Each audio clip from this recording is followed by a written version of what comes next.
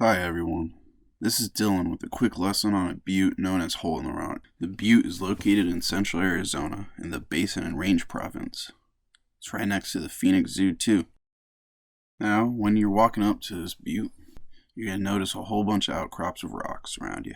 Looking closer at the surrounding outcrops, we observe an intrusive igneous rock that has large crystals and is coarse-grained.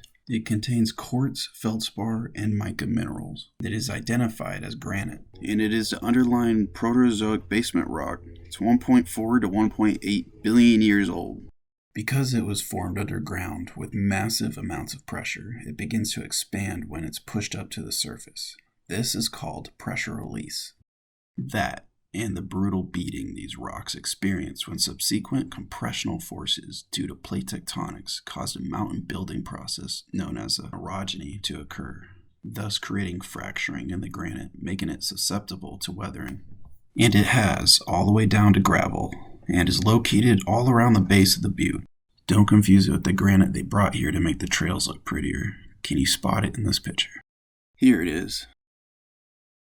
And now here's a close-up with the white, pretty introduced granite being on the right.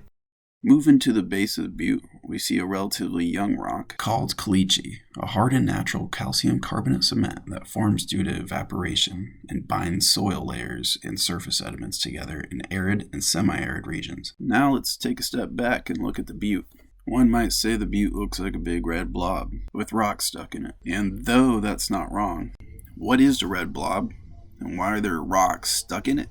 Well, looking at the red clastic rock matrix, we could see the clast of rocks stuck in it. Using the law of inclusions, we could say that the rocks stuck in the red blob are older than the red blob. We could classify the clast within the red matrix as angular, poorly sorted, gravel-sized rocks.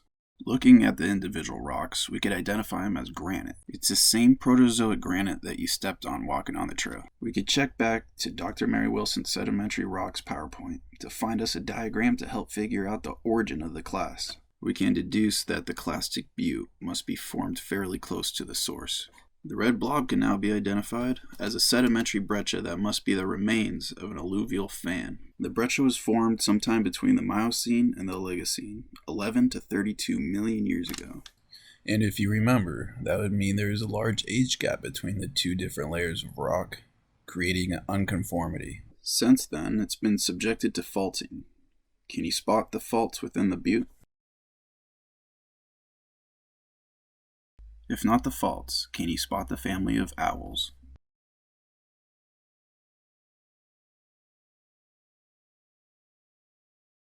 I have no idea what kind of species of owl this is, but if you look closely, you can see one adult and 3 juveniles. They didn't like the drone much, so I didn't stay long. Going back to the butte, we could see there's 2 distinguished steep faults. Now we ask, what made these holes?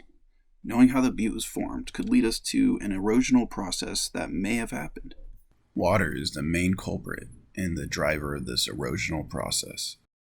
Start by imagining an angular clast falling out of the butte, creating a small hole. As water enters the holes, the erosion process speeds up and creates even larger and larger holes. Because of the faulting we observed earlier, we know that plate tectonics has affected this butte.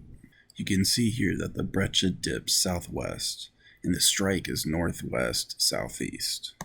The hill just to the right is the same Proterozoic granite eroding away. So is the top of Camelback Mountain. What else do you notice about the other buttes in Babco Park and the way they strike and dip? Using what you learned in the video, describe how you think the buttes formed in relationship with the other buttes in Camelback Mountain. I hope you all enjoyed the video. Stay safe and stay active.